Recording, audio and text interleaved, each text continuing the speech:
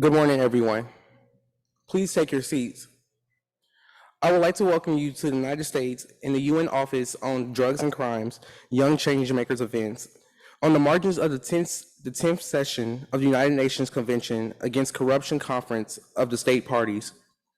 My name is James McGee II, and I'm delighted to serve as your MC today. I am a current student at Morehouse College, majoring in political science and international studies. And I'm excited to welcome you to Atlanta and to this event where we will get to hear from young changemakers from around the world working on anti-corruption. We are going to begin with a theater performance based on the UN Office on Drugs and Crimes, Acting for the Rule of Law Guide.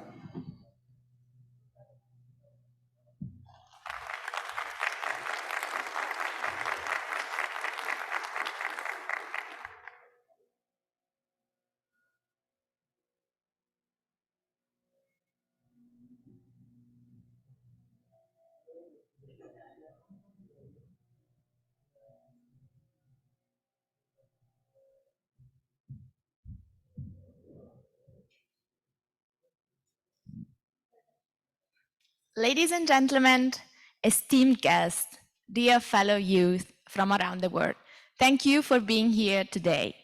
My name is Elisa Orlando. I'm an honor to stand before you as a member of the Youth-led Integrity Advisory Board. Before we dive into the exciting program we have prepared for you, I must express my sincere appreciation for your participation in this event, both in person and connecting online. This is the first time a pre-event to the Conference of the State Parties to the UN Convention Against Corruption is organized and led by young people. Now, let's embark on this journey together. To give the event the right kickoff, we will start with a theatrical exercise in which we will ask everyone to participate. My colleagues, Camilla, Roberta, Dexter, Max, Leonardo and Jasmine, Salaldin, will stage a story for us, but they won't speak. Once the performance is over, it will be up to you to understand and reflect on the situation presented, and most importantly, to contribute your thoughts on potential action points. They are not professional actors, this is not the point, but they have agreed to this challenge for us. So, without further words, I leave the stage to my colleagues, and let's give them a round of applause.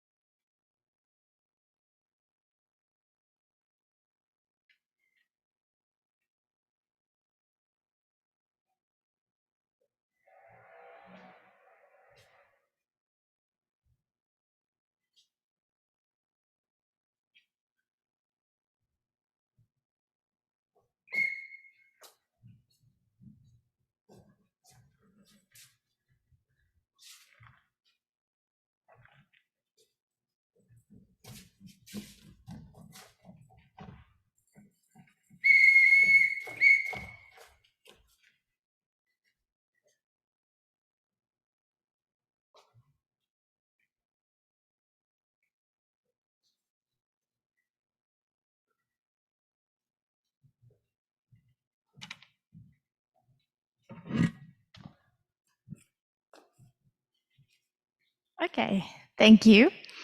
Well deserved. So I will start by a very easy question. How do you understand the situation on stage?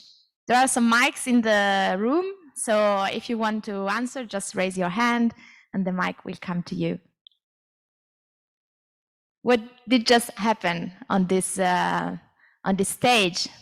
How did you feel about the situation? Please here. I don't know. It's match fixing. Who did the agreement to fix the match? The coach. Okay, the coaches. And what was offered in exchange to fix this match?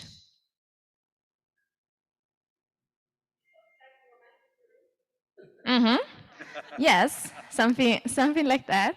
Okay. And how did you feel about it, watching this scene? Have you ever experienced something like that in a different scenario even? Yes? I see somebody nodding. Do you want to say more? If you feel like. There are, of course, open space and safe space.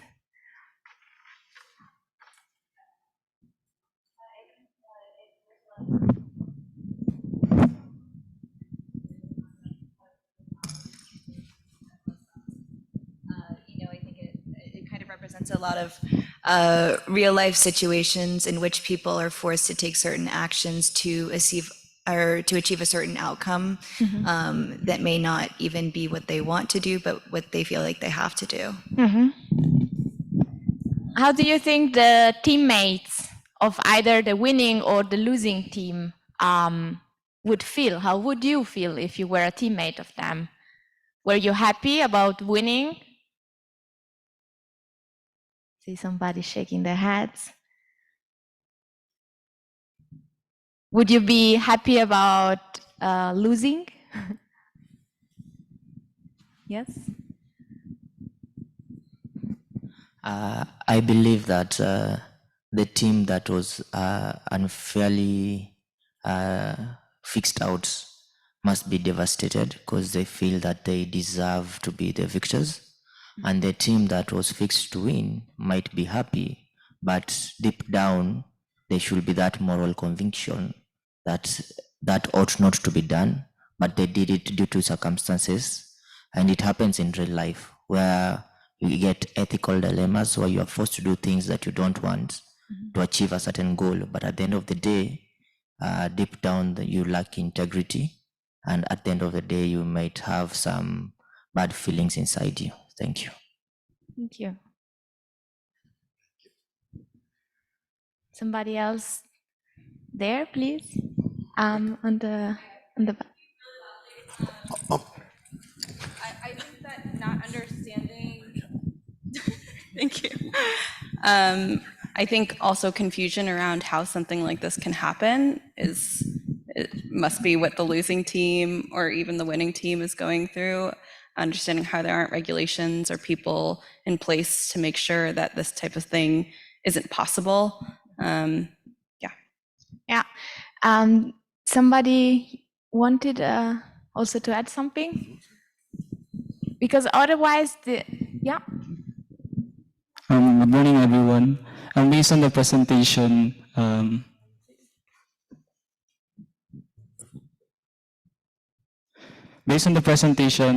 I think it represents the importance of unity and partnership.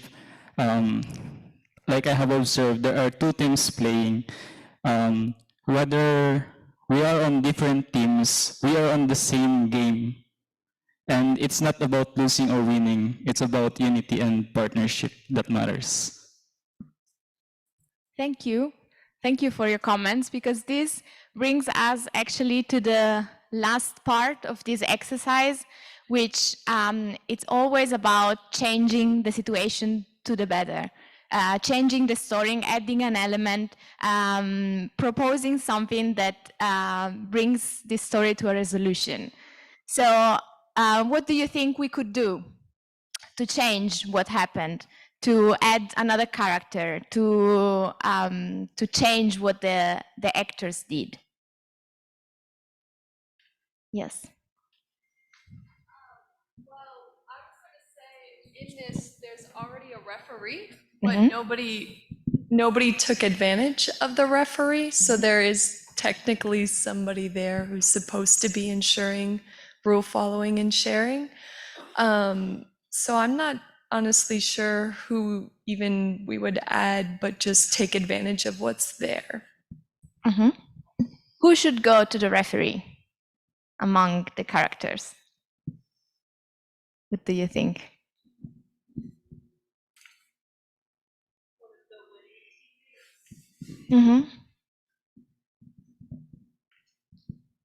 Other ideas? Yes, please. Maybe everyone on the stage or the field is winning and the observers are the ones being led to believe a certain thing. So maybe the arrangement is between the team, the coaches, and the referees, and the observer is the one that's being led to a different way or a certain thought pattern to have.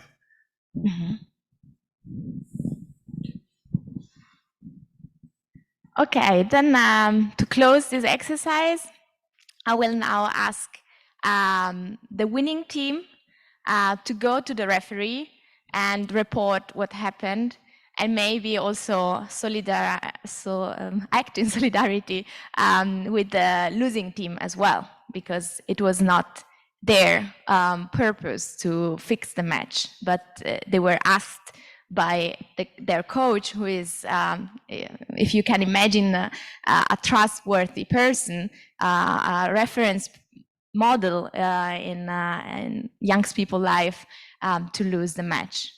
Okay? So if you could stage this for us to close with a happy ending this story.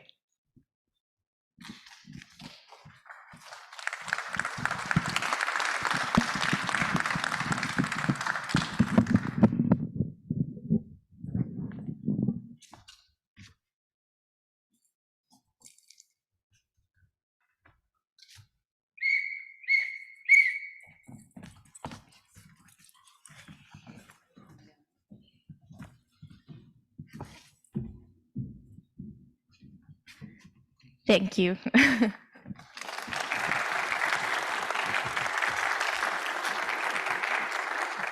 Just a few words to close this. To shed light on why we engaged on this exercise we call forum theater. This is a methodology that comes from the Theater of the Oppressed by Brazilian director Augusto Boal, and it's a powerful tool recommended by UNODC to delve into the topics of integrity, rule of law, ethics, from a perspective that concerns us personally. Theater of the Oppressed was born as an experiential educational method that brings to the surface the mechanisms leading to human rights violation and abuses of power, and provides a secure stage for enacting and discussing strategies for change. With imagination and embodied learning, we break the cycle of normalization and automatic responses to such situations we may encounter in everyday life, and begin transformation by changing perspectives and inspiring positive change. Theater is a transformative, empowering, and inclusive approach to addressing societal challenges and foster a culture of integrity. Thanks to the actors again. Thank you for participating, and I give back the floor to James.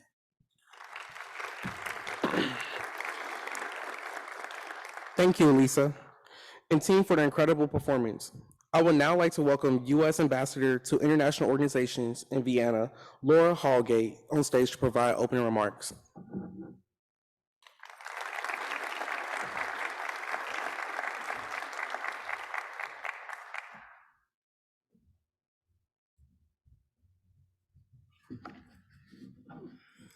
Good morning, esteemed guests, and especially to the incredible young changemakers gathered here today. Thank you for the warm welcome, and what a thought-provoking performance we just had to kick off this event. It's truly an honor to stand before such a dynamic group, passionate about making a difference in our world. I am very much looking forward to hearing all the insights and contributions of today's presenters from all over the world. Corruption negatively affects every aspect of our daily lives, but also our global future. You are not just the leaders of tomorrow, you are the architects of a future free of corruption. Many of you recognize that you are not only the leaders of the future, but you can take real and tangible actions today. Tackling corruption requires a whole of society approach, and many of you have found extraordinarily creative ways to become involved, be it through theater, technology, activism, and not least of all, by participating in this event today and making your voices heard. As the doors of the 10th session of the UNCAC COSP open tomorrow, and we celebrate UNCAC's 20th anniversary, you may rightfully ask, what is the international community doing to address this global challenge? Conferences like the COSP, which bring together government, civil society, and academia, seek to provide a roadmap to the international community's collaborative efforts. Every commitment, initiative, and resolution takes us closer to a future where global corruption is not the norm, but an anomaly that we collectively work to dismantle. The United States priorities for this UNCAC COSP underscore our commitment to fortify global efforts against corruption. First and foremost, we champion the role of civil society. We recognize that active citizen participation is fundamental to holding leaders accountable and making sure people's voices are heard and incorporated into decision-making processes. Today's event, as well as the first ever Civil Society Forum later this afternoon, is a testament to this commitment. Secondly, our call for a stronger law enforcement cooperation on asset recovery is also a critical step in dismantling the complex international networks of corruption. By fostering close collaboration and information sharing among nations, we aim to track and retrieve assets obtained through corrupt practices, highlighting that there are consequences for those who exploit the system. Lastly, our push for stronger measures to promote accountability is a reaffirmation of our commitment to a world where power does not exempt one from responsibility. It's a call for nations to enact and enforce measures to hold everyone, regardless of position, rank, or nationality, responsible for their actions. We cannot accomplish these goals without youth and without you. And this is where you come in. We need the voices of young change makers to reinforce messaging on how and why corruption is so corrosive. We need greater awareness among your peers, among those who will one day lead our nations, about corruption's debilitating effects and the need for transparency and rule of law. The solution to routing out corruption is multi-pronged, and it often depends on young leaders to strengthen and enforce the system of checks and balances in government by reporting abuses or fraud that might otherwise go unchecked. We need you. To the government representatives present, please listen to the bright young minds among us today. And next week, let us turn their energy and dedication into tangible progress. Let me thank all of you for your commitment and your collective efforts to combat corruption around the world. While we have made much progress over the last 2 decades, we have more to do. And today, as we highlight the impact of the work you do as young change makers, I am optimistic that the 20th anniversary of the UNCAC isn't merely a celebration, but a pivotal moment for decades to come. It is now my honor to introduce you to a friend and a colleague from Vienna.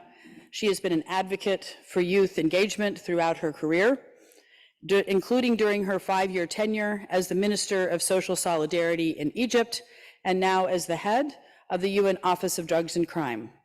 I recently joined her to lunch where we talked about her latest initiative to protect children from the harms of drugs. And I am pleased to welcome UNODC Executive Director Gado Wali to the stage.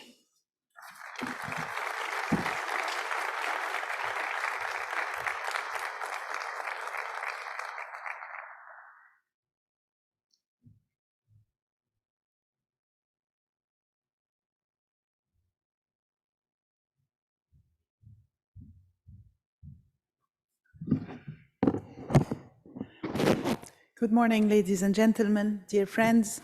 I'm very pleased to welcome you all to this Young Changemakers event. There's no better reason to meet than for empowering young people to fight corruption and build more just societies. Corruption is making the world more difficult and dangerous for all, and especially for younger generations. It is weakening public institutions, obstructing access to services, and creating an environment in which injustice and violence spread. It is deepening inequalities and stifling opportunities, leaving the weaker, the poorer, and in many cases, the younger behind. And it is draining vital resources that young and future generations will need to build the future they aspire to. Trillions of dollars are estimated to be lost each year to corruption in countries around the world. It is a global phenomenon in the North and in the South. This is money that could have been spent on you and your future, on solving the climate crisis, ending poverty and hunger, making health services and quality education accessible to all, and so much more. Governments are stepping up their efforts to fight corruption, yet these challenges continue to threaten progress in every sector of society and in every country in the world. Meanwhile, unfair business practices are corroding local and national economies, depriving young people of prospects. We cannot stamp out corruption without those who will be living with the consequences of it well into the future. That is why youth participation is so vital. The world has 1.8 billion young people between the ages of 10 and 24, the largest generation of youth in history. And today's youth are more connected than ever before. They are the powerful change makers that the world needs. They have the voice, the courage, and the moral values that many in the older generations have lost. And they have the imagination to unlock new solutions and to inspire our efforts to implement the UNCAC to new heights. Since our last UNCAC Conference of State Parties in Egypt 2 years ago, UNODC has been actively engaged in empowering young people. Our GRACE initiative educates the next generation of integrity leaders by incorporating anti-corruption curricula throughout primary and secondary education and at university level. We have established a permanent youth-led integrity advisory board, not only to empower young anti-corruption champions, but also to increase the participation of youth in intergovernmental dialogue. I'm especially pleased that this year's conference will be the first ever with a youth statement, where a youth statement will be read out by one of our young change makers. And it is wonderful to see so many of you here today, along with members of our Ethics Ambassadors program, students from the US, and winners of the UNODC Coding for Integrity Arab Youth Anti-Corruption Hackathon. This recent hackathon was our largest ever, bringing together 110 young Arab IT developers to create innovative anti-corruption technologies. To support governments in developing their own youth anti-corruption programming, UNODC has also worked with partners to develop a policy guide on meaningful youth empowerment for national anti-corruption authorities. As we prepare for the upcoming UN Crime Congress in 2025 in Abu Dhabi, a milestone event that takes place every 5 years, we are seeking to make it the most youth-inclusive Congress ever, and to have the voices of young people informing its outcomes. I encourage you to get in touch with our team and find out how you can make your voices heard for justice and the rule of law, as these are topics closely linked to addressing corruption. And the inspirational performance that you saw at the opening of today's event was based on one of our anti-corruption tools designed to help youth express their thoughts and feelings about corruption through art. Young people's voices, ideas, and opinions must be included at all levels of discussions and throughout our anti-corruption strategies. After all, they will be the ones stepping up as tomorrow's guardians of integrity. And that is why today's gathering is so important. Looking around at all of you, you all come from so many diverse backgrounds and places because you are committed to creating more just and inclusive communities. This should give us all reason to be hopeful. You possess the optimism, dedication, and drive to change the world for the better. And UNODC stands ready to support you all and to continue amplifying young voices in the fight against corruption. Ladies and gentlemen, with 190 parties to the UN Convention Against Corruption, it belongs to all of us, but it especially belongs to the next generation. As we celebrate the 20th anniversary of the convention, I challenge all of our change makers to set the stage for a future where young people are seen as true partners in the fight against corruption. Thank you.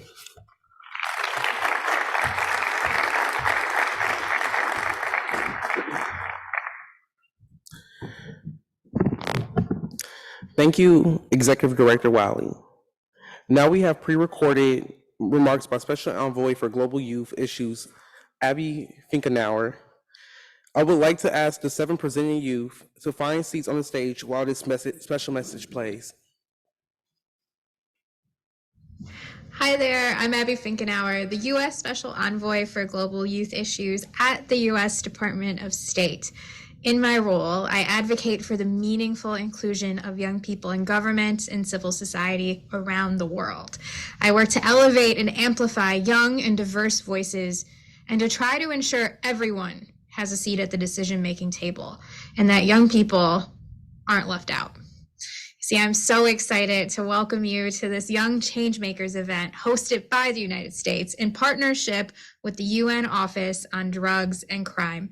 This is a signature event on the margins of the 10th session of the Conference of the States Parties to the United Nations Convention Against Corruption. And I'm so glad that the United States recognized the importance of including a wide range of perspectives on corruption issues and also created a space to hear directly from young leaders like yourselves from all over the world to ensure your voices are not only included in anti-corruption policy discussions, but that you are able to contribute in meaningful ways. At a time when the world is facing many complex challenges, and with more than half of the world's population under the age of 30 years old, young people can and must create the change needed to address those challenges. And we, government and civil society, must work hand in hand to find solutions to create lasting change together. As one of the youngest people ever elected to the US House of Representatives, I firmly believe you are never too young to lead and make change. I regret that I'm not unable to join you in person for this event, but I am so excited for the leaders presenting to share their work. I also encourage the officials in the room to take the time to not only listen, but to partner with and consider the recommendations presented today as you go into deliberations this week. Thank you, thank you, thank you for all of your hard work and for taking the time to be here. I can't wait to see you wherever you go next. Thanks, everybody.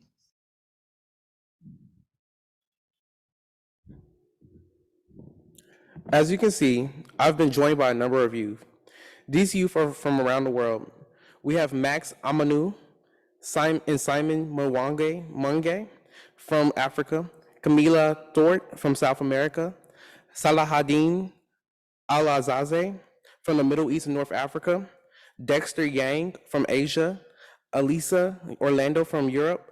These young change makers have all engaged in the youth multiplier process, in which they have conducted consultations with peers in the region, focusing on innovation, challenges, and opportunities for youth accessing and contributing to anti-corruption spaces. They will present the outcomes and findings of these focus groups. We are also joined by Jessica Sohobeski from North America. Jessica was born and raised in Atlanta, Georgia, and she will share her recommendations for those of us involved in the fight against anti-corruption. Max and Simon are representing Africa. Could I ask you both to start us off?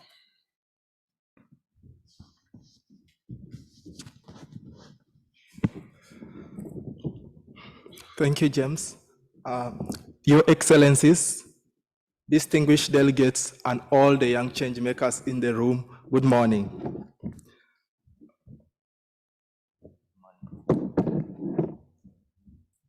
Good morning to you all.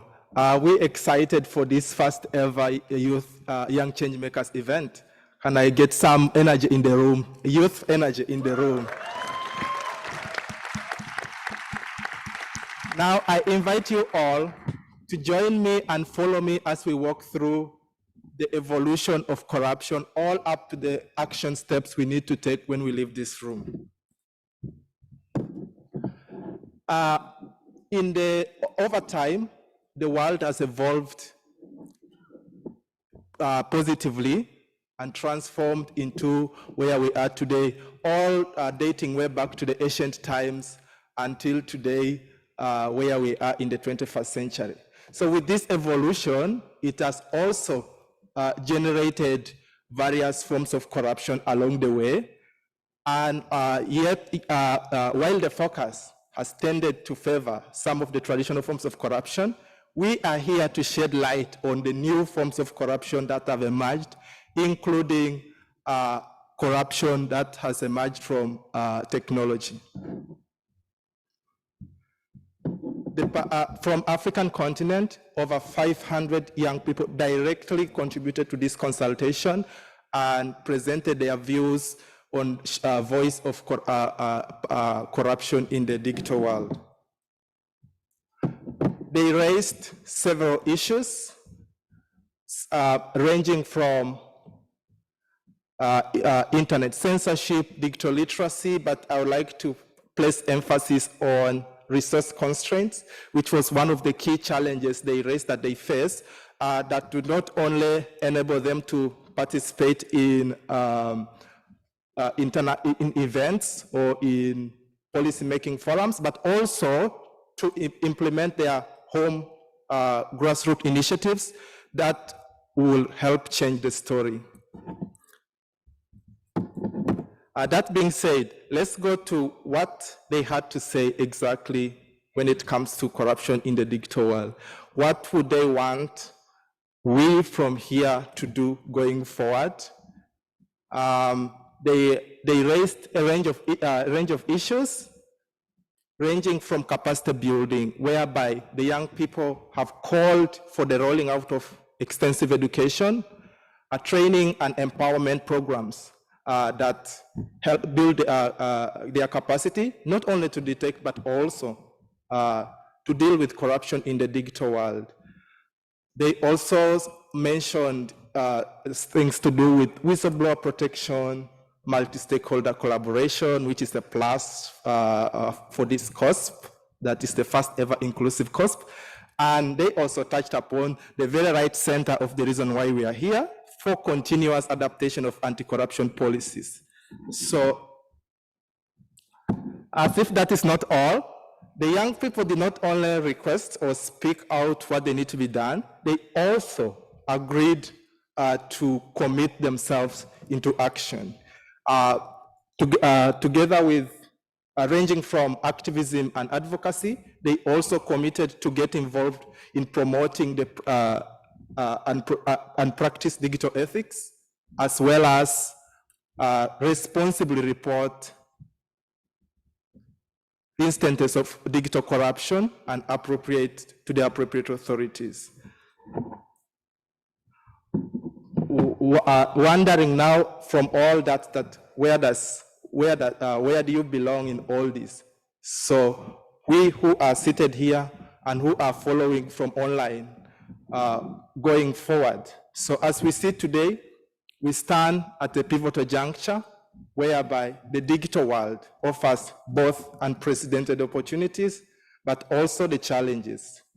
And as young leaders and all change makers here in this room and all across the world and those following online, your voice and actions are extremely crucial than ever, especially when it comes to combating corruption in the digital world. So I urge you all to take these insights and recommendations coming out of not only my consultation but all the other presentations which will be following, and transform them into tangible action. This is actually key.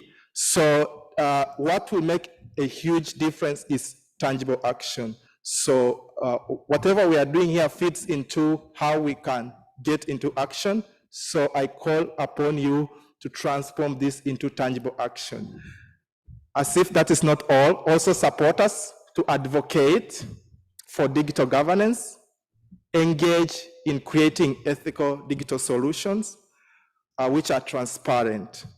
But also, something else important, empower yourself, but also empower those around you to detect and reject corruption in all its forms.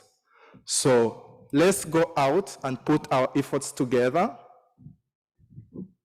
unite, and have a fair, transparent, and accountable digital world for all. Because our action actually does not stop here. As a matter of fact, it begins here. So let's go out and be the change the world needs to see. I thank you.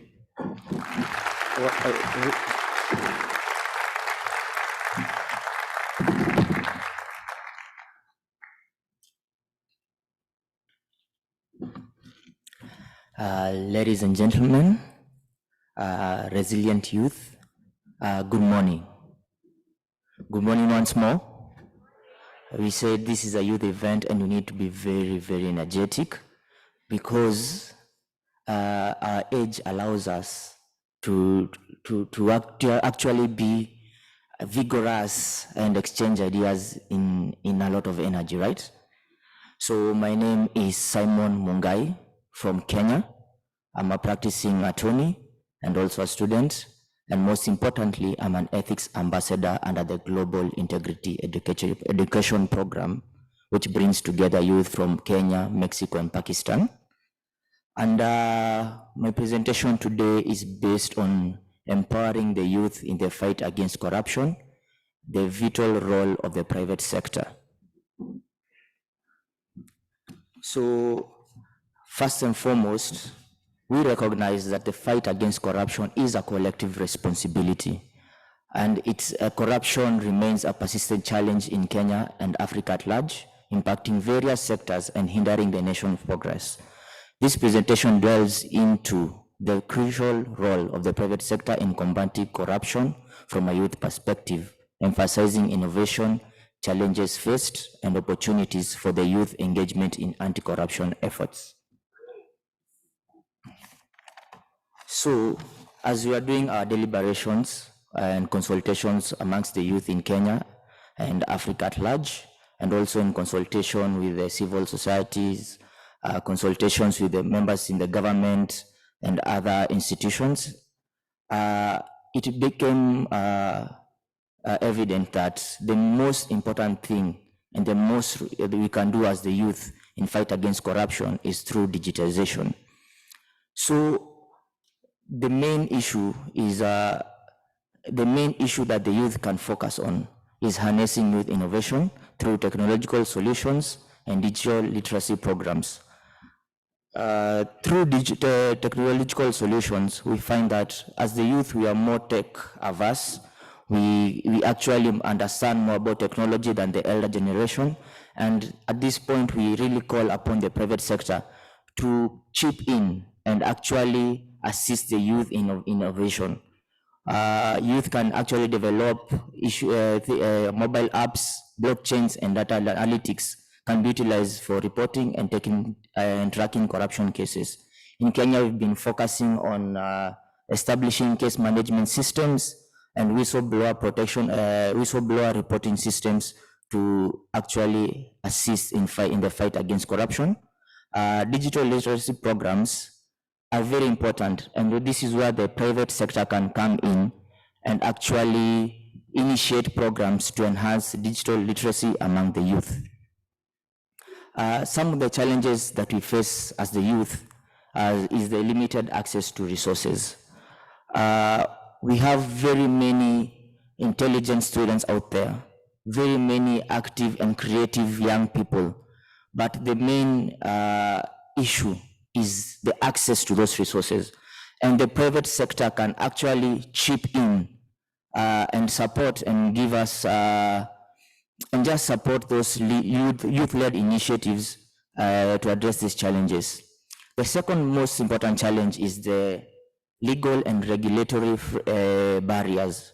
We find that a youth can develop a software, but it becomes challenging when we follow the legal regulations such as maybe intellectual property rights, where you have to patent your product, We have challenges whereby the registration processes of all these companies might be a hindrance to the young people, and they may not understand how to protect their property and actually to register their projects. So the private sector can actually come up and actually lobby the parliament and institutions and the government to actually simplify these legal regulatory frameworks so that at least the youth can proceed smoothly.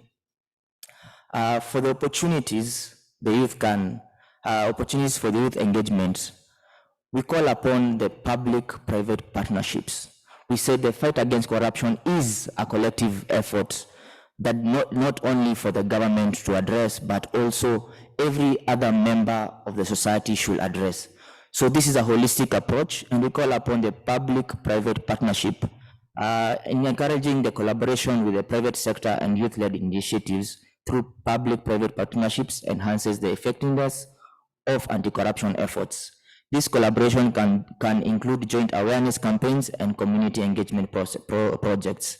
Also, we call upon the private sector through corporate social responsibility, where the companies can allocate funds and resources for the youth-driven anti-corruption projects as part of their CSR initiatives.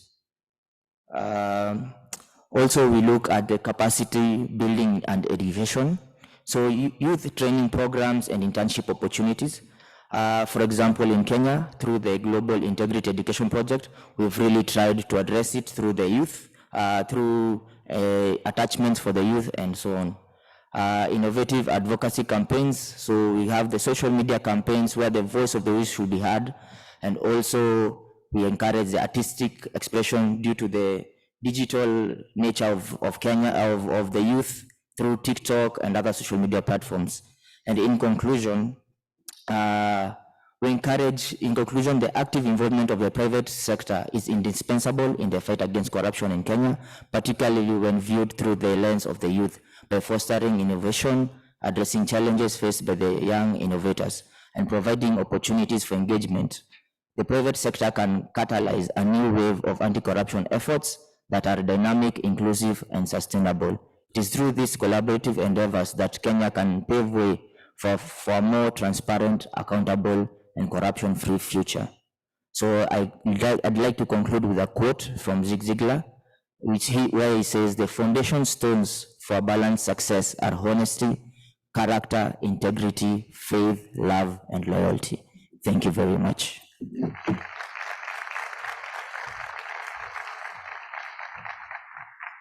I would like to welcome Camila Thorpe to present now, representing South America.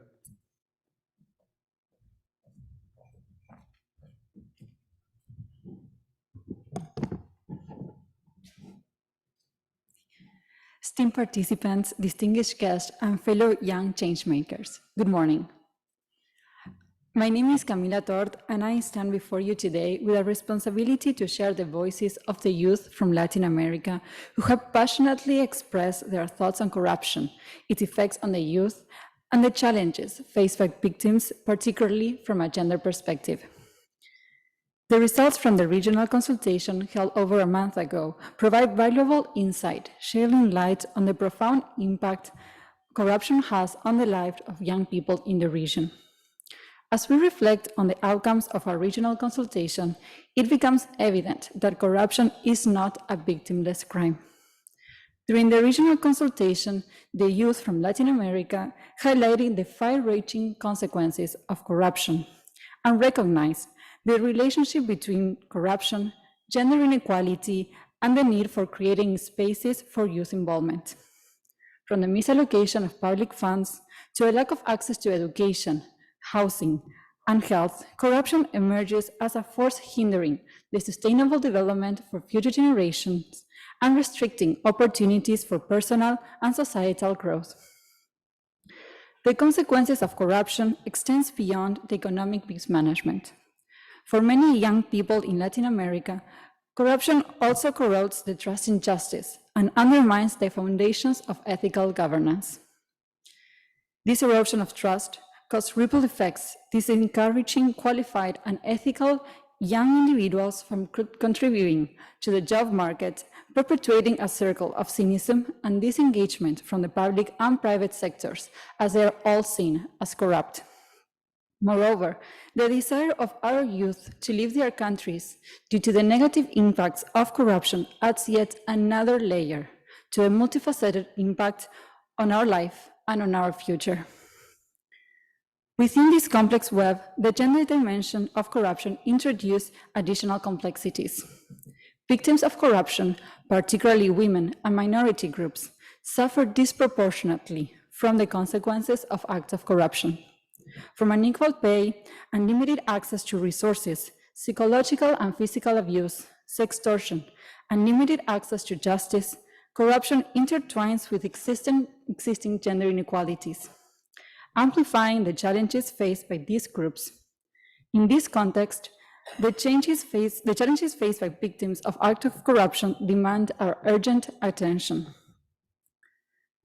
As we delve into these challenges, it becomes evident that there is a need for a holistic approach that addresses the multifaceted impacts of corruption on vulnerable populations.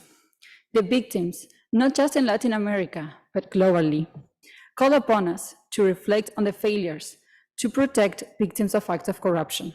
It is imperative to demand accountability and action to ensure justice for all and that no one is left behind. Experience shows that the absence of a gender, human rights, and youth perspective in anti-corruption efforts, the non-inclusion of youth in public policies, and the lack of statistical data on the intersection between corruption, gender, and youth are impediments to the effective implementation of sustainable anti-corruption measures. However, in acknowledging these challenges, we also recognize the opportunities they present for positive change. The youth of Latin America is not merely raising concerns.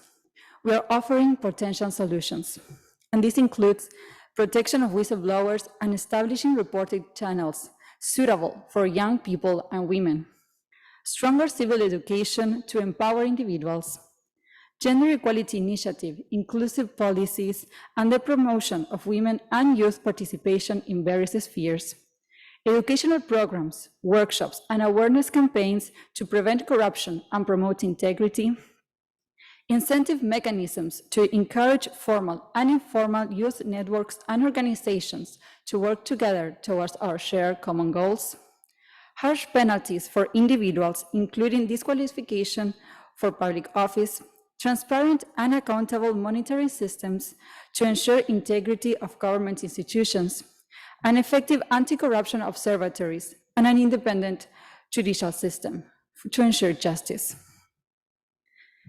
The youth of Latin America remain willing and committed to ending this phenomenon.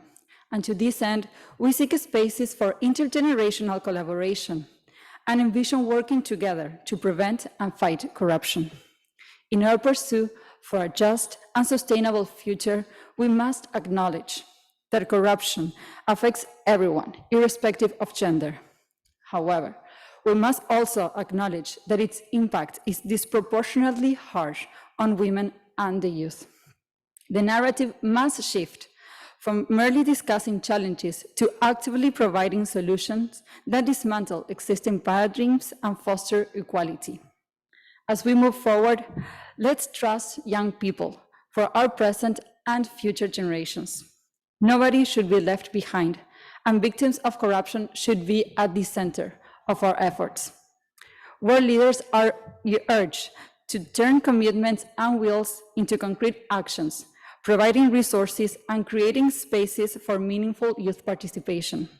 The transformative role of a generation committed to integrity cannot be underestimated. It is time to listen, collaborate, and embark together on a journey towards a more just and sustainable future. Thank you very much.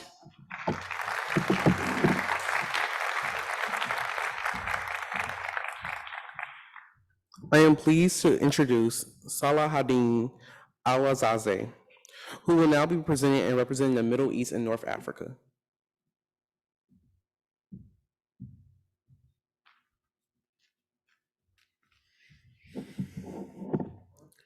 Assalamu alaikum. Hello, everyone. I'm glad to be here today with you. My name is Salahuddin. I'm a youth-led Integrity Advisory Board member representing the MENA region, or the Arab world. For those who don't know where the Arab world is, here is it. It's a little bit yellow, I know, but we're working on that. Things that you might know about my region is that we have great food. We have shawarma, hummus, falafel, shakshuka, and many, many more. We also have beautiful sites like Petra, the pyramids, Sidi Bou Said, and Jerusalem. Things that you might not know about my region is that we have one of the youthest population in the world. According to the World Economic Forum, more than 1/2 of the population is under 25. We also registered the world's highest unemployability rate. According to the ISCWA, the employability rate is 12%. And to give you a perspective on that, in Europe, it's 6%. These and other factors created enormous opportunities and enormous challenges. The Arab world top priorities for the upcoming year is job creation for its youthful population. Here comes entrepreneurship as one of the solutions to these challenges. Entrepreneurship is contributing to the job creation in many forms, direct and indirect ways. Today we will talk about entrepreneurship and corruption. So I did a consultation with subject matter experts, people from incubator, accelerator, innovation hubs, and entrepreneurship centers. I talked with the entrepreneurs themselves, mentors and coaches from the ecosystem, and university professors. And from this consultation, we landed in 2 main points. The first one is knowledge and awareness of corruption. And the second one is how corruption discourages entrepreneurship. Let's start with the first one, knowledge and awareness of corruption, normalizing corruption. So when we don't have enough knowledge about the situation, or we lack awareness of the situation and its rules, we tend to accept what's already happening. We tend to accept and normalize what's already happening. And this might happen because 2 things. Social acceptance, when everyone is doing this, no one is complaining, maybe it's normal, maybe it's the right thing. And we tend to think it's the only way, because everyone is doing it that way, so maybe it's the right way. So lack of knowledge and awareness will make us accept actions and normalize corruption, and will make corruption a default. The second point is how corruption discourages entrepreneurship. There are corrupted sectors and industries. Entrepreneurs try to avoid these industries and sectors, because if you want to enter this market, you have to know someone, or you have to pay someone to get the right approvals or to get inside the market. The second point is a grantpreneur mindset, which is a mindset where people want to be entrepreneurs just to get money, just to get the grant, just to get inside competition and programs. And this is bad because it's shifting the real mindset of entrepreneurs, which is solving problems and serving the community, into focusing only on money and grants. And the final point is lack of support and resources. Because some people with some connections, they can pay someone to give them what they need, to give them the right resources and the right support. And the other people who don't want to go this corrupt way can't really get any of that support or any of that resources. So it will create an unfair competition, unfair market, and will discourage people from being entrepreneurs. But we are not only here to talk about problems, we're also here to talk about opportunities. There are a lot of opportunities because there are a lot of areas of improvements. There are a lot of problems to solve. And for entrepreneurs, this is a sweet spot. Entrepreneurs love to see problems. Why? Because they tend to look at problems as opportunities, so they can solve it. And there are also a lot of opportunity to collaborate with anti-corruption initiatives, like the UNODC, the government initiatives, public sector, local and international organization. So let's focus on these opportunities and let's make this happen together. Thank you.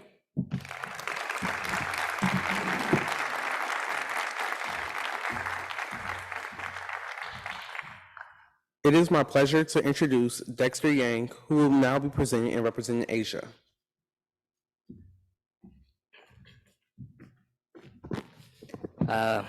Magandang araw. Good morning. I am Dex from the Philippines, and I am here representing many young people from Asia and their perspectives on anti-corruption.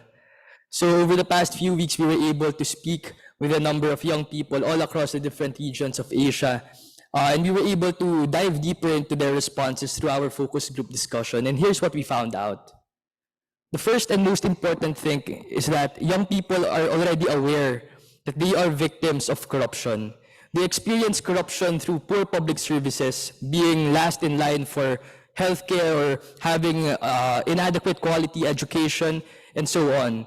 And they believe that it's because of corruption that they don't get job opportunities, or if they do, they would have to wait a long time before they could actually get that job opportunity, despite their degrees, despite their achievements, despite their experiences. And because of that, a number of young people are discouraged from even participating in civic and political spaces. They acknowledge the fact that as a young person fighting corruption, it's dangerous, not just to themselves, but also to their family members. In fact, just attending our consultation was a huge risk that they had to take, but they wanted that their voices should be amplified. And with that, we also found out that corruption erodes trust in public institutions. And through their stories, they realized, they learned of this culture of helplessness, that because of corruption, we don't really have much to do anymore, that we don't really need to do anything anymore because that's how it is, and that's how it should be. And you'll live an easier, a more peaceful life if you just let it happen. Despite this, I found a lot of optimism and energy from those young people as well, that despite these challenges, they could be resilient and that they can get involved. And a lot of young people are aware of the fact that they can get involved through both individual and collective engagements. On an individual level, almost all the young people we talked to admitted that they want to fight corruption, and they do it in their own ways. They do this through educational activities, participating in conferences, trainings, and seminars, capacity building activities, and even sharing posts on social media. And if they can't share posts on social media, the fact that they can access this information from reputable news websites and media personalities are enough for them to show that they care about their country. They care about the fight against corruption. And for those privileged enough to actually get involved with a group of young people, they pursue this through collective engagement, through collective action. They value the power of youth-led organizations. They value the power of advocacy campaigns and grassroots projects. They value the power of the people to actually assert their rights in order to create a better culture of integrity, a better country for all of the young people involved.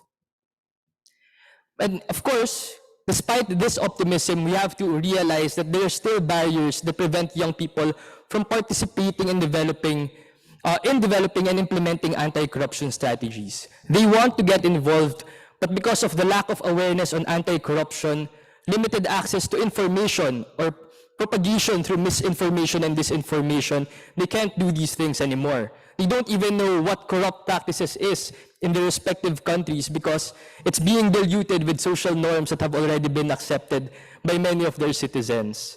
There's also this lack of trust in public institutions and fear of reprisal. As I mentioned earlier, it's dangerous enough for them to attend these consultations. What more, sharing things about corrupt practices in their localities, in their countries.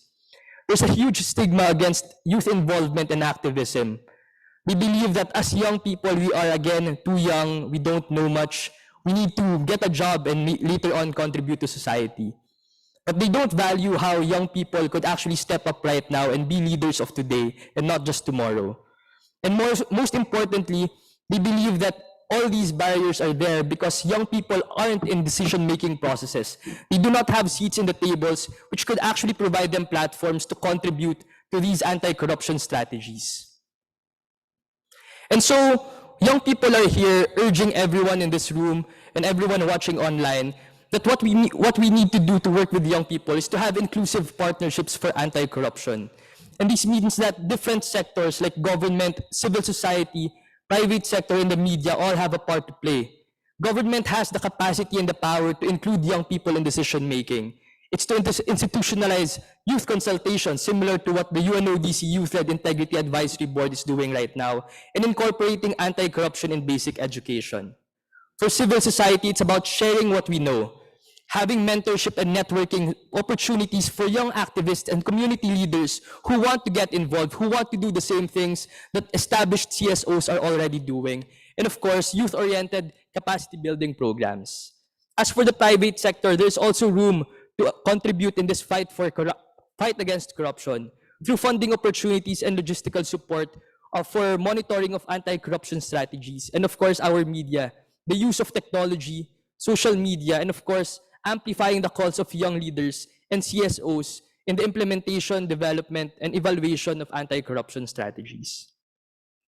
So in summary, what we want to say is that young people aren't passive individuals or sectors that will just be beneficiaries of our interventions.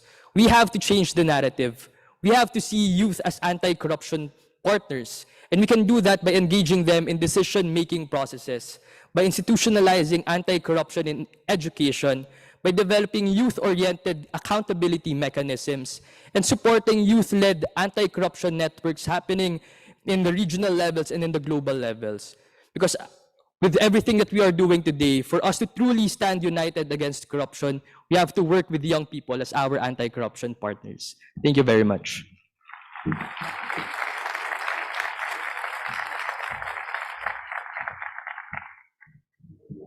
I didn't want to go after him. I'm delighted to introduce Elisa Orlando, who will now be presenting and representing Europe.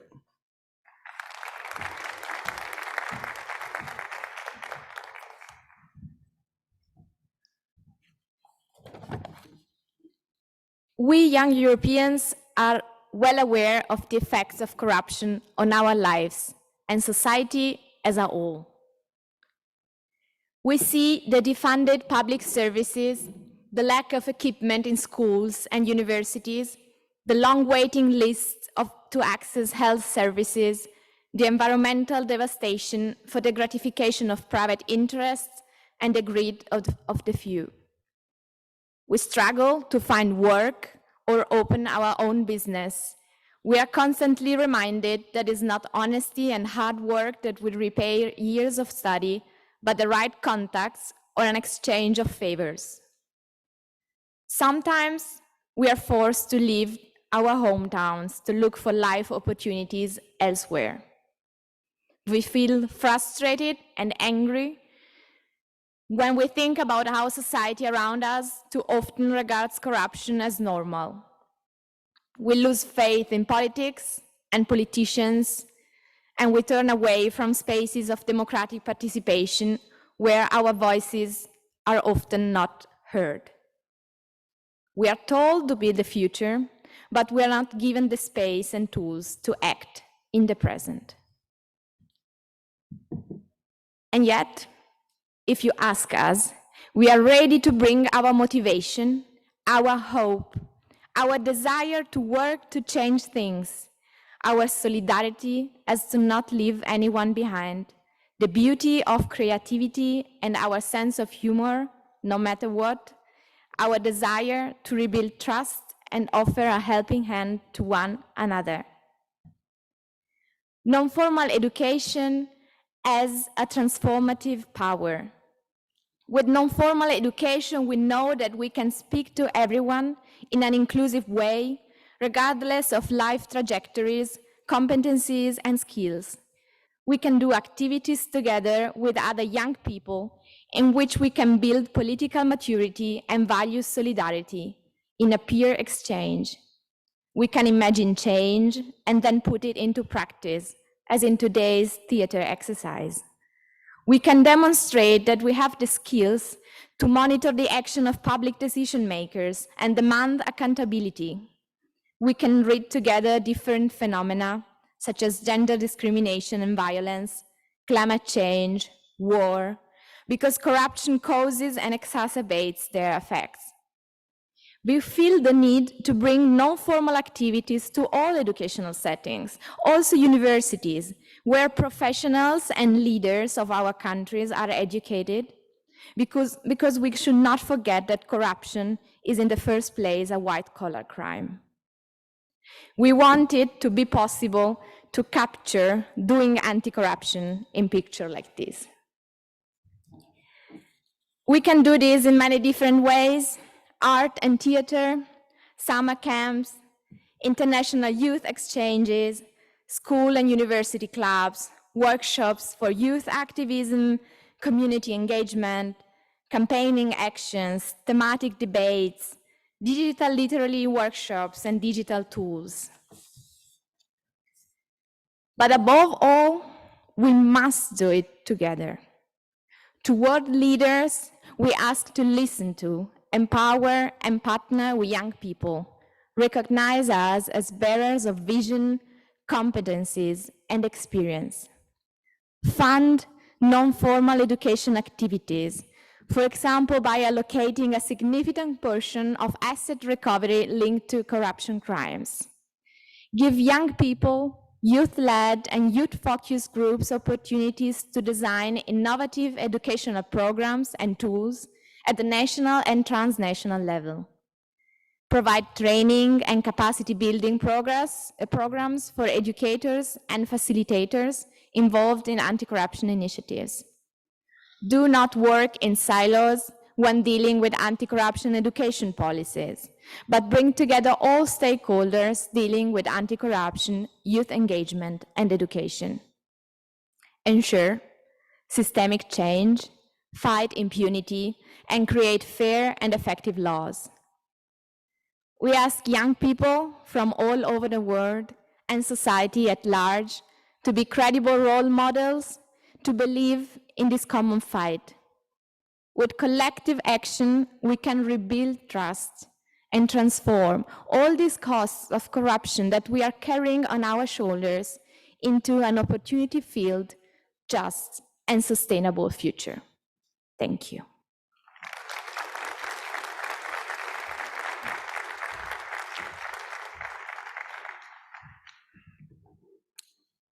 I would like to welcome Jessica Sobeheski to present now, representing North America.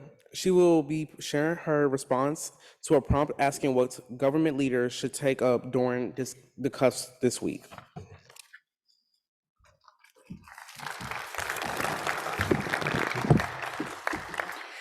Hello, everyone. My name is Jessica Sobieski. I am a student at the University of Georgia, and I was a recent intern at the Carter Center. Before we begin, I'd like to say that these are my thoughts and opinions, and they do not reflect the official stance at the Carter Center. So over the last century, there has been a monumental rise in the giving of humanitarian aid. And I have to ask the question, what are we doing to ensure that we protect these givings and to decrease corruption and illegal activity with the money that is given? So I want to explore that question today through the eyes of a very hypothetical John Smith, who works for a hypothetical organization A. And to begin, I want to kind of do a brief systematic overview of some things that I believe that could be done to break down the barriers that we face. So the first thing is anti-money laundering and countering the financing of terrorism initiatives. These initiatives try to ensure that criminals are unable to use financial loopholes to cause negative change. And there are loopholes in the financial sector. It's not geared for governing. So step two, identifying some of these loopholes that still exist. Making sure that we are able to unite conflicting interests to merge together and achieve a unified good with the money that is giving across sectors, financial, humanitarian, international governing agencies. And finally, to make sure that we are able to communicate effectively with each other and remain transparent. So let's say that John has landed on the ground. He's trying to start an education initiative in a country, and he goes to a bank, but unfortunately there are no banks. Or if there are, he asks and they're like, we're closing because of high risk. When this happens, it's usually due to due diligence, and with that goes the ability to formally track money, which is important for transparency measurements. So what can John do? John can suggest that in the long term, things like anti-money laundering and countering the financing of terrorism training is given to smaller banks so that they can absorb risk when larger banks leave the area. Strengthening correspondent banking relationships. Those are basically international banking relationships that allow money to be sent from one place to another. They're very important for tracking money and the flow of money, especially as it goes between countries. So incentivizing the remaining CBRs to remain there, to create dialogue with current services like money service businesses and money value transfer services, which are not as formalized. They're great for liquidity, but they don't have the same tagging measurements. So creating some tagging measurements or some ways that you are able to track more liquid money or assets, and to overall try to ensure that banks do not leave due to fears of compliance with due diligence. So one of the things I wanted to touch on especially as well as pooled funds, there's a lot of great opportunities as we approach the future with technology of new funding opportunities. So pooled funds allow for people to send money or for donors to send to a kind of pool where they're able to then dispense to smaller, more localized institutions, which is absolutely fantastic. They also get rid of a lot of administrative burdens for the donors. However, there is kind of a shifting of risk and a sliding down the chain. You don't really know where it falls. So one of the biggest encouragements that I have is to be proactive instead of reactive with great opportunities such as pooled funds to make sure that we have proper oversight from the beginning. We have all seen a story in the news at some point about a humanitarian organization that has been involved with, usually sex scandal, corruption, et cetera. And these are really difficult to talk about for these organizations because the appearance costs are massive, which means that funds are pulled from very good causes. So how to combat that? Because, when you have this happen, it creates mistrust between the donors themselves, between the receiving parties, the receiving populations and inside the organization. So making sure that we are able to include diversity, equity, and inclusion, not only within worker training, but also within the initiatives that we are building ourselves to make sure that we have systems of whistleblowing and reporting internally, as well as the populations that are receiving funding so that everyone has a facet for support and communication, and making sure that those are protected. I know that was talked about in some of the previous presentations. And finally, that the public knows where to send money. I know that there has been some confusion from the public on where clear banking channels are. I think after the Syrian earthquake, GoFundMe received a lot of funds. However, due to the inability to verify to whom those funds are being sent, it's not able to be processed. So making sure that the public finds ways that funds can be sent and properly used to help victims, to help people who need it most. And finally, to empower civil society. It's really important to remember that it should be about empowering, not just helping, and to encourage political action, to encourage local voices, to make sure that funding is not being sent only to a centralized government. So at the end of the day, it's really important that we remember three basic things: that we must remember to be ethical and effective in our implementation of aid, that we should be proactive instead of reactive in how we are implementing new tools and as we embrace the future. And finally, that empowerment should be the narrative instead of help, that we are here to empower, to lift, and to achieve a global equality for all. Thank you, and I appreciate your time. Welcome to Atlanta.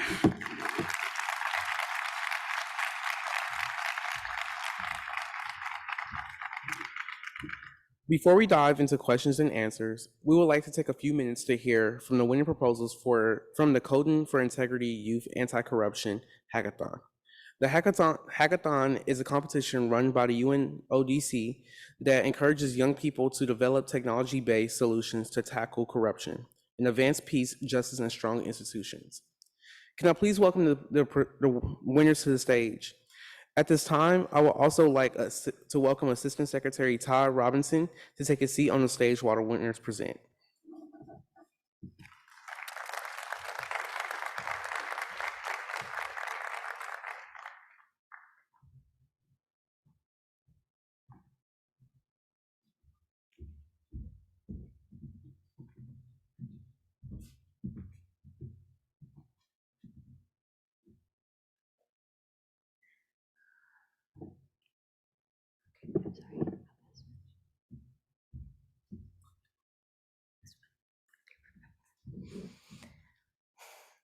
From young innovators to global change makers.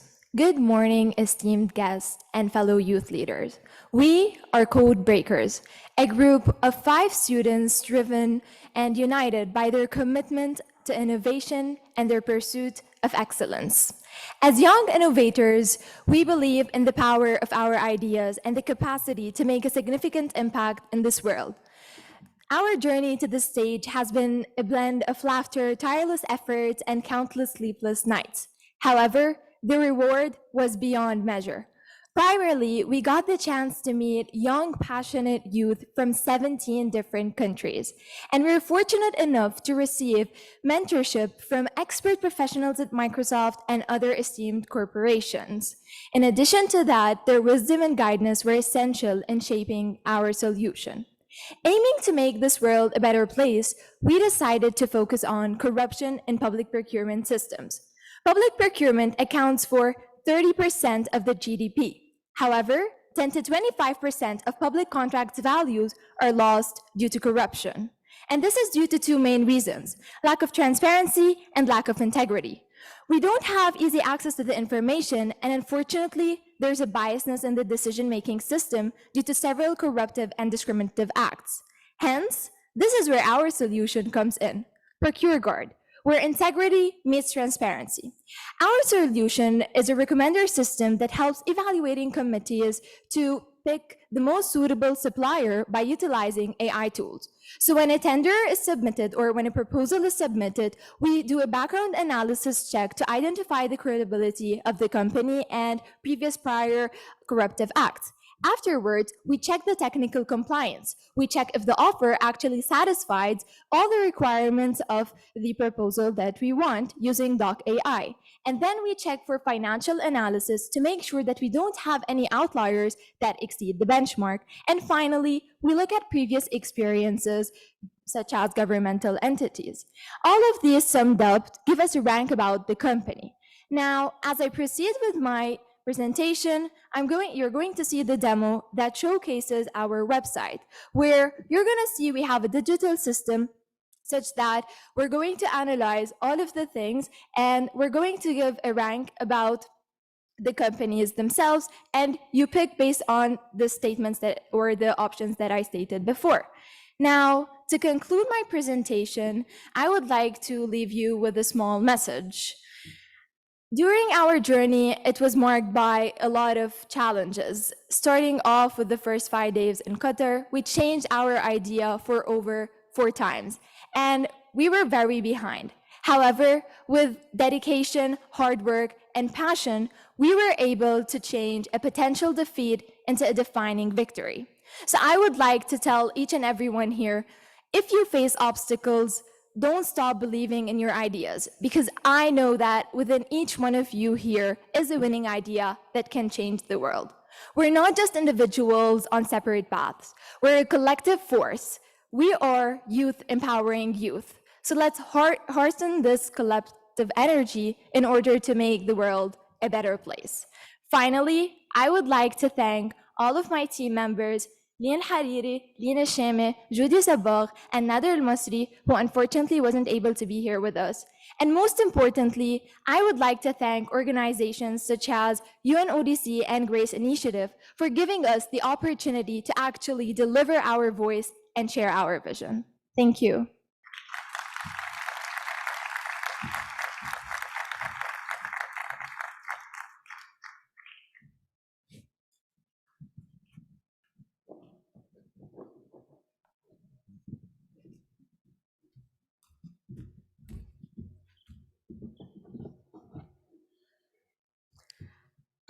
Hello, everyone. I'm representing Team Ravens from Morocco, which placed second at the Anti-Corruption Hackathon in Qatar. So my name is Yasmin Fazazi. I'm a computer science and psychology double major at the College of Worcester, and my other teammates are Minad Mason, Mohammed Zantari, Mahdi Al-Alami Al-Idrisi, and Hamza Al-Alawi, all attending Al-Akhawan University back in Morocco.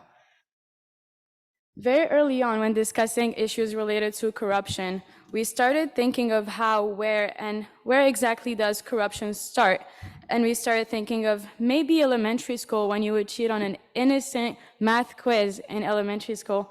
that later translates into plagiarizing college essays and facing risks of failing classes or maybe being expelled from an university or institution. And then later, you have real-world professionals like doctors, lawyers, and so many other fields where you start playing with people's lives, and that is where the issue arises. And then when looking at COVID-19 and the pandemic and how that affected cheating and more specifically in online exam, that goes from 30% pre-COVID to 55% during COVID and 45% during post-COVID, which is currently, as we're still currently dealing with the pandemic. But those online exams have also noticed this increase of cheating, and those are self-reports, so we estimate those percentages to be far higher. Oh, for some reason it doesn't show what it's supposed to say, but basically our targeted market is the education sector, and more specifically looking at universities, online testers, and other facilities that provide online exams and other sources of online testing, which made our solution prevention and detection. I'm so sorry this isn't showing, but I guess you can just hear my voice. But basically our solution uses prevention and detection by basically looking at different ways to leverage artificial intelligence tools in order to prevent those behaviors from occurring. Now, if you were to ask me, why do people actually cheat? I would probably tell you that our educational system hasn't fully adapted yet to the range of technologies that are currently offered to us. And for example, you would have students using ChatGPT or Google to find answers to certain exams. But then that isn't necessarily the best way to learn, as we all know. But our educational system, like I just said, hasn't fully adapted to that yet, which is why our solution aims to incorporate tools that are currently used to cheat, but use them in ways that are more ethical and use cheating tools or current cheating tools as learning tools that are ethically used. So for example, for our teams, we used a solution where we developed an artificial intelligence chatbot that used predetermined knowledge base set by an instructor. As you're taking an exam, you would face a guidance and limited knowledge to help you pass that exam rather than just use your own knowledge, but also be guided. So that's not cheating, but at the same time, you do leverage the tools that are available to you and adapt to a system that needs those technological advances. In terms of detection, which is the second part of our winning solution, we use artificial intelligence tools such as facial identification or artificial intelligence facial recognition, which are algorithms that help you proctor exams in a way that is more ethical and ensures that everyone is being graded fairly, that everyone is being proctored fairly, and that no one is going to be treated any differently. And that also uses sound analysis and behavioral analysis, which are all tools that provide a more fair opportunity for every test taker. I wonder if this is going to work now. Okay, in terms of post-hackathon reflections, I will say that this was an incredible opportunity where it came to providing us professional and personal growth opportunities and leveraging the tools of diverse networking and supportive mentorship, as this journey wouldn't have been possible without the support of so many different mentors, along with talking to so many different teams of 17 different countries. It also allowed us to develop our skills and technological insights in so many new developed areas and catalyzing new professional and academic inspirations. And lastly, it allowed us to feel more empowered and feel that our voice actually matters and encourage us to drive meaningful change. So thank you. This goes from not only local changes, but also from a global perspective. Thank you for listening to me.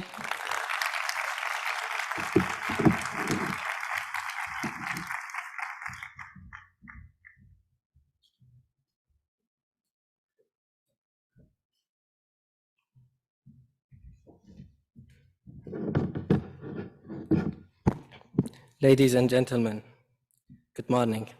My name is Saad Al-Ruzouk, and I'm representing Hamad Tuwaik team from Saudi Arabia, a team that is dedicated to fostering transparency and combating corruption. Today, I bring to your attention a crisis that silently erodes our institutions and societies, which is corruption. We begin with a sobering reality. Last year, our authority received numerous reports. Over half of them pertained to corruption. Such figures speaks volumes and the urgent need for action.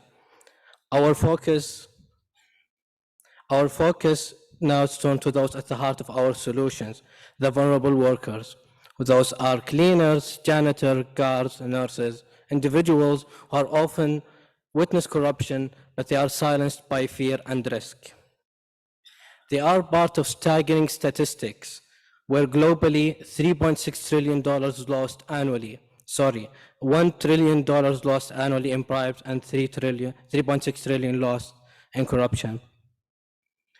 These vulnerable workers who often see corruption at first hand, but are silenced by fear, they also lose their hard-earned wages due to corruption, and live under the constant threat of retaliation and mainly not being heard at all. Here comes our idea. It's Integrity Hub, an application that empowers the individuals to speak up without any fear and tell what they have seen. Through our app, for example, a janitor can report simply about the corruption by speaking into their phone. Our AI will translate, transcript, and protect their identity, ensuring safe passage of the truth to those who can act.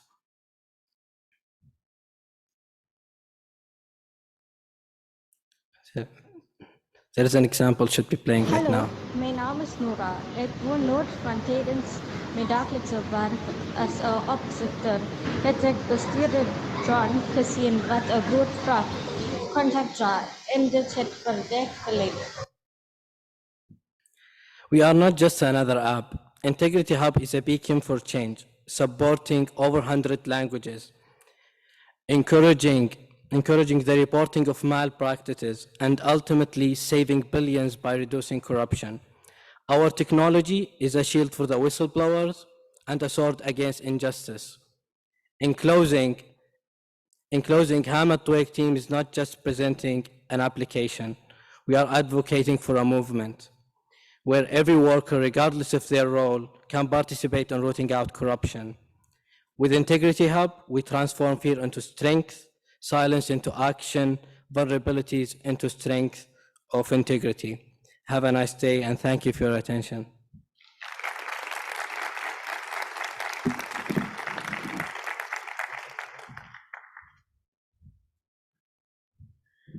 Fantastic. If you're eager to delve deeper into these winning proposals, the hackathon teams will be in the lobby after this event, ready to field any questions. A sincere thank you to all of our speakers today. Now it is my privilege to introduce our esteemed moderator for the Q&A session, Assistant Secretary Todd Robinson of the U.S. State Department Bureau of International Narcotics and Law Enforcement Affairs. Assistant Secretary Robinson, the floor is yours for the Q&A.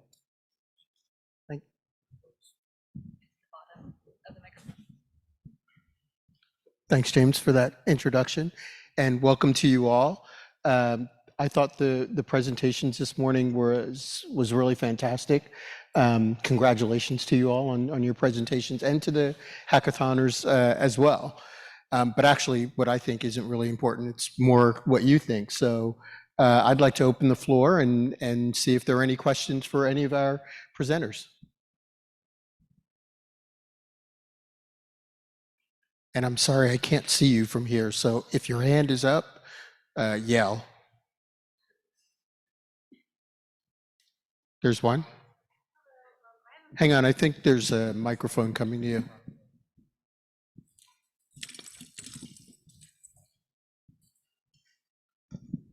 Thank you. This question's for anybody on the panel. I know a lot of you mentioned that the private sector, specifically industry, should be working to defeat corruption. I do know, however, that a lot of corruption stems from interactions between the private and public sector. So I'm curious, do you guys have any specific ways of making sure that the corrupt private sector can fight corruption? Thank you.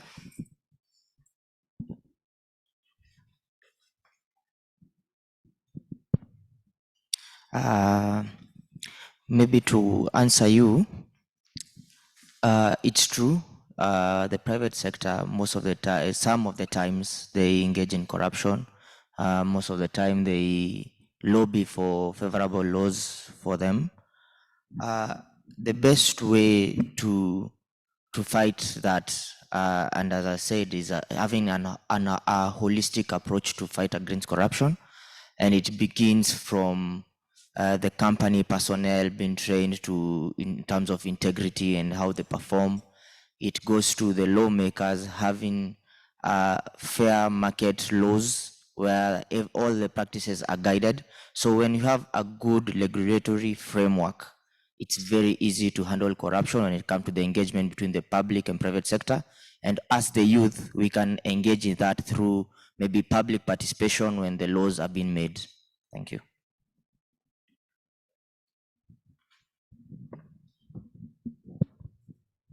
Just to close the loop of this holistic approach, I believe we also have a role as critical consumers.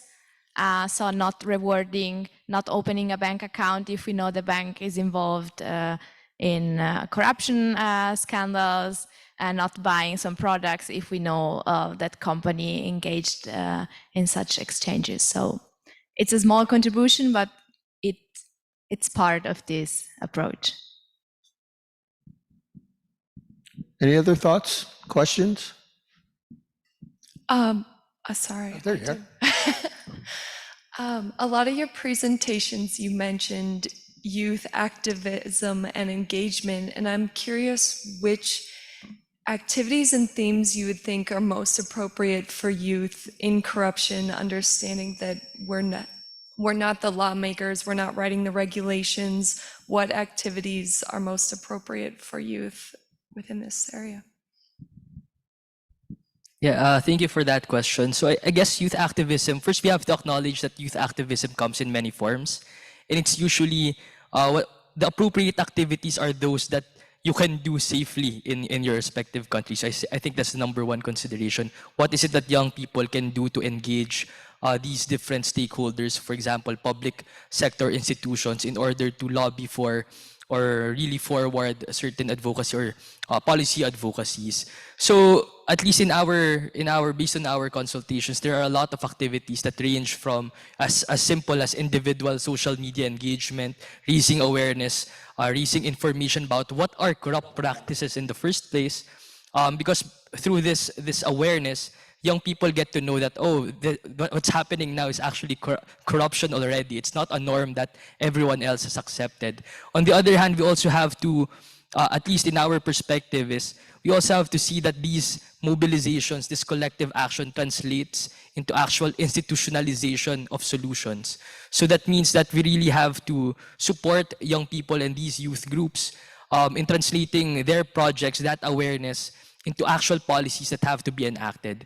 And that's the most difficult part, because just being an activist is difficult for you to, it's already a barrier in itself for you to lobby for these things, which is why we need multi-sectoral support. If young people can't do it alone, then maybe people from government, people from the private sector could help forward that cause in order for it to be enacted by government later on. Thank you for that wonderful question. So activism and advocacy fits into this approach of bottom-up and top-down approach. So depending on which space is available for you, all the advocacy activities are relevant because they feed into either grassroots, national governments, international organizations, and at the very top, at the policy-making spaces, for example, at the COSP, as an example, where the real concrete decisions will be taken on how the national governments or the state parties can actively work. So in conclusion, or to summarize it, so all the activities are relevant depending on which one is available to you as an activist. If you have a space at international level, you use that like we are using now at the international level to amplify the voices of those who cannot be here in this room and who cannot join us online. So we reach out to them and make sure that we collect their ideas and come here and present it to the world. There is also the possibility of other people who are able to directly engage at changing the policies. So we all these are needed because at the end they trickle down to the holistic multi-stakeholder collaboration and fits into each other.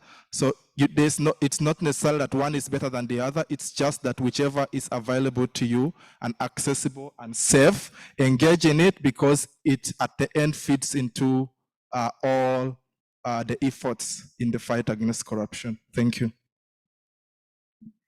I'll also add on to that. I think that there is a responsibility, especially with organizations that are funding initiatives, to find youth-led initiatives and initiatives that prioritize education. Because like you said, you made a great point, it's not always possible for people to become directly involved. As much as it would be wonderful to see direct political, awareness or the ability to support certain laws, that's not always feasible. So I think that it's also about creating from, the bottom, finding organizations that are more local, creating small changes within communities themselves that then hopefully can create a larger, more impactful change. And I know, Camilla, you also.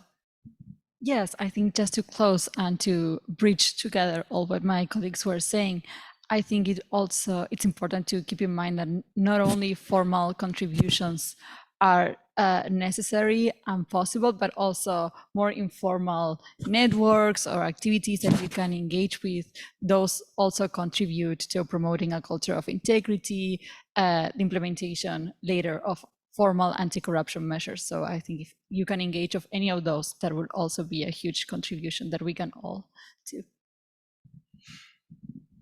I think this question is just the right one for this panel because we all want to say something coming from our experiences and our engagement. I just wanted also to point out that one thing we can do as young people is to monitor how the state organizes itself, makes decisions, spends public money. And this is really something that sometimes we don't realize.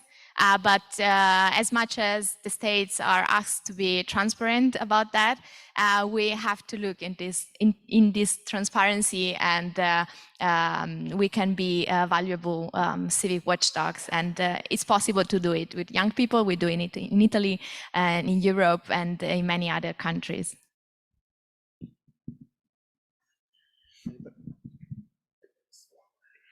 Okay, thank you, Stepane. My name is Daisy Omokungbe. I'm from Nigeria, and I want to appreciate you for all that you have said.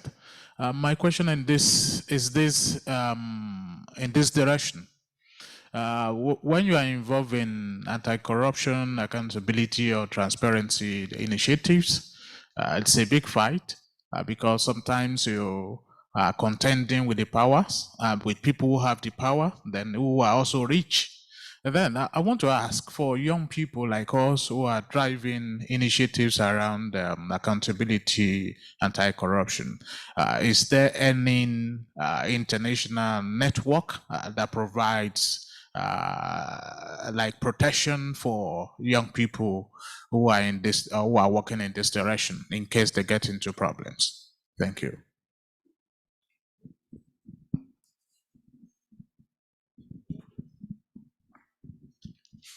Good morning, and thank you very much for your question. I actually think that this is one point that most of us pointed during our presentations, the importance of having whistleblower protections, reporting channels that are suitable for young people, which may not be necessarily the same as adults, and from my experience or my knowledge, I think there is no such network that you're suggesting, but I think that would be something worth implementing, honestly, because whistleblowers are key in the fight against corruption. Without them stepping out, reporting what they are seeing, given the secretive nature of corruption, it is impossible to investigate, prosecute, and get justice for the victims. So I think your proposal is great, and I hope we can see it implemented in the future. Thank you. Just to add onto that, to your question, I'm not really sure if there's an international body that protects the youth when they are fighting against corruption and they land into troubles. But I can give an example for my country in Kenya. We have the Human Rights Commission, which in case maybe you are unfairly prosecuted, they can come in. And I believe there's also international human rights commissions. So in the fight against corruption, I believe we as a youth, as we proceed, it's very important to maybe figure out the laws that govern our respective countries in relation to how to protest, such that in any activity you do in the fight against corruption, you abide by the laws, such that in case maybe you're victimized, the relevant commissions and human rights organizations can actually come in and protect you, since you'll be acting as per the law. Thank you. Maybe to add my point to that is that one of the key challenges, which also came from my Africa regional consultation, was the resource constraints. So normally to protect yourself, even when you report to laws and you have to go through the legal processes, you need some resources to have lawyers, to support you. So there was this initiative that, was raised from Ghana, whereby the youth lawyers who have trained to become lawyers have come together to say, when one of activists involved in the fight against corruption has or is threatened or has been confronted with the unfairness, that they support with the legal assistance for free to make sure that the perpetrators are brought to justice. So this is an initiative I'm actually presenting to the world, that it could be something we could use, get involved in,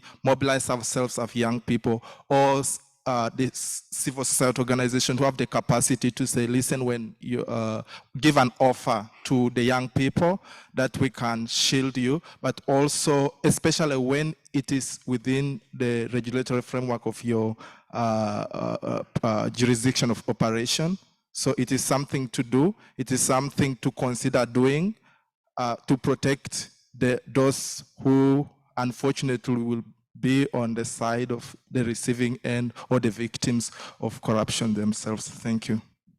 Can I just add just one last bit on that? So during our consultation, a bunch of Southeast Asian youth leaders come from this network, and they were sharing this story that, COP, for example, started out without really much young people involved, and now look at COP happening today.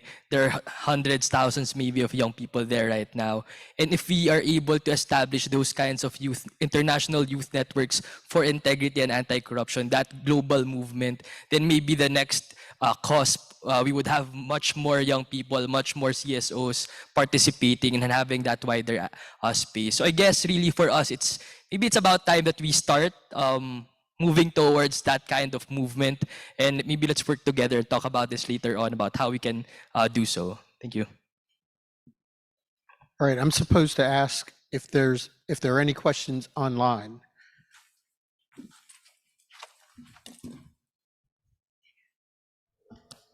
There is a question for the entire panel about success stories and good practices with engagements with the United Nations.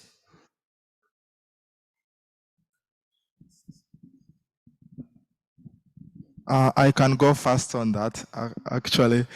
One of the very interesting success story of engagement with the United Nations is started about 2 years ago with the formation of the Youth-Led Integrity Advisory Board at the United Nations Office on Drugs and Crime under the GRACE Initiative, and the continuous efforts by the UNODC and the government of the United States to push for an inclusive COSP. So this is the first ever COSP where we have secured a youth engagement or a Young Changemakers event. And we have been given the space to get involved and engage with the world. So in my perspective, it is one of the first ever a success story I can share that started, with advocacy at local level, regional level, and now we are actually witnessing the reality of what activism brings, the success. And in my optimism, I know this is just the beginning. This youth Young Changemakers event is going to expand for the upcoming COSPs, but also is going to get more, the outcomes of this will be more translated into tangible actions, which we will eventually be able to benefit from. Thank you. And if I may add, so this involvement that we are seeing today is not just for today and this week. As a successful story, I would also like to share that UNODC organized during this year several regional consultations where we had representatives from the youth, myself, for instance, in the Regional Dialogue for Latin America, but also with representatives from academia and civil society. We all gather for a couple of days. In my case, it was in Mexico. And we came up with a roadmap with recommendations that we hoped the states could implement in order to implement the United Nations Convention Against Corruption, which of course include promoting and enhancing youth participation. And I believe those recommendations were actually presented yesterday. So it's not just the COSP in itself, but also the whole process that now we are seeing as a result this week. I guess they've spoken about the GRACE program. I'd like to add on the Global Integrity Education Project. So UNODC has that program whereby we actually developed modules on integrity and ethics, which are now being taught in Kenya, Mexico, and Pakistan. They have actually, the modules have been incorporated into the syllabuses of all in universities. So for example, in Kenya, we have over 20 universities which have a unit on ethics, which is a core unit. So we gave them the modules, we trained them, and after that, we actually took the students who've gone through the modules and created an ethics ambassador network. Right now it is growing. In Kenya, we have over 3,000 ethics ambassadors. I believe in Mexico, there is also a whole team of ethics ambassadors, and also in Pakistan. So the movement is growing and growing and growing, putting young people at the forefront to be people of integrity and ethical conduct. Thank you. How are we doing on time?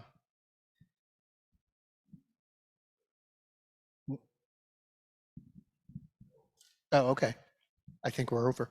I want to thank you all again for your great responses, and we had some great questions from the audience. To close out, I would like to invite Undersecretary Zaya to the stage. Undersecretary Zaya is the Undersecretary for Civilian Security, Democracy, and Human Rights at the U.S. Department of State. She's also my boss, so be nice to her. In this role, she leads global diplomatic efforts to strengthen democracy, advance universal human rights, support refugees and humanitarian relief, promote rule of law and counter narcotics cooperation, fight corruption and intolerance, prevent armed conflict, and eliminate human trafficking. It's big portfolio. Thanks. Well, thank you. Thank you to my friends, Assistant Secretary Robinson, Ambassador Holgate, Special Envoy Finkenauer. Your leadership on this issue set is indispensable. But most importantly, thank you to all the young leaders that we heard from today. It's clear our young champions are up to the task. You showed up and you spoke out, and your creativity and your passion are an inspiration. Your voices and engagement are central to the global fight against corruption, and we can learn from your innovative ideas.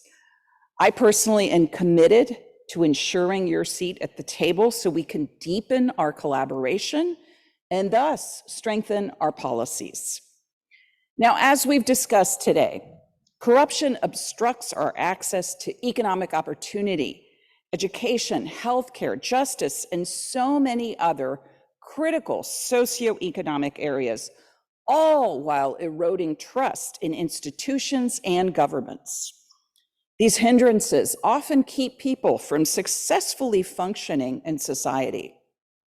This reality can be especially devastating for young people who may endure longer-term consequences of exclusion and opportunity denied.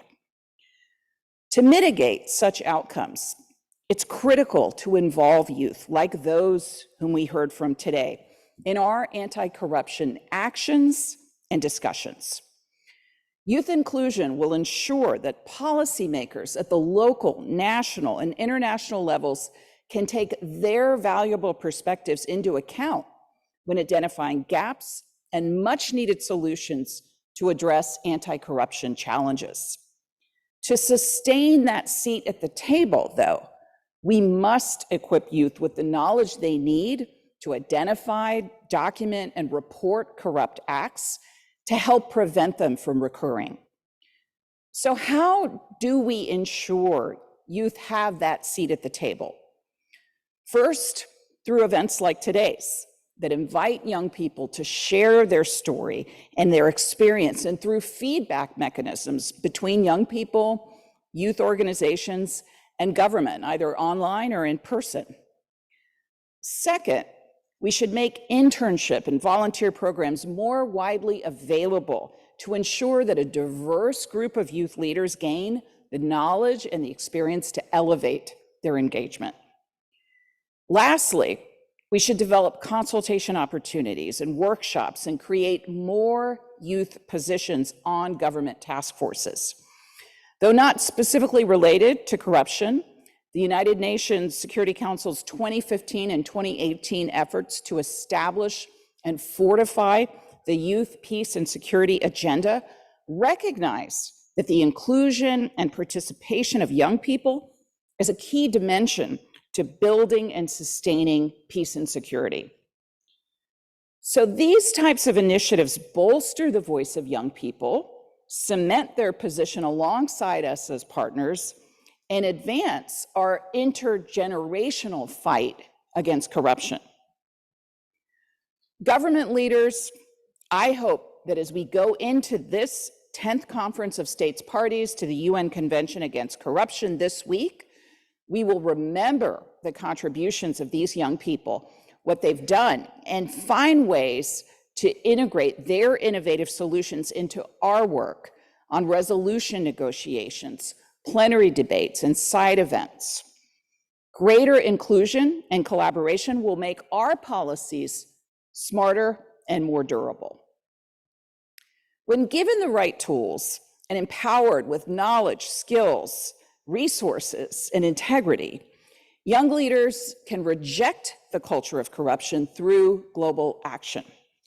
Encouraging and facilitating youth involvement not only empowers them to address corruption right now in their current contexts and communities, but it prepares them to continue doing so as tomorrow's leaders. So I leave this conversation this morning confident that our youth are prepared to meet the moment and make a difference in the fight against corruption. It's thanks to the world's young changemakers, like those with us today, that we can improve and refine our anti-corruption efforts. So let us all continue to work together in good faith to challenge each other, to improve, to collaborate, but using a diversity of perspectives and best practices to address these challenges collectively. Thank you so much for the opportunity to join today. I am truly inspired by you all, and I hope that you enjoy the rest of today's and this week's robust program. Thank you.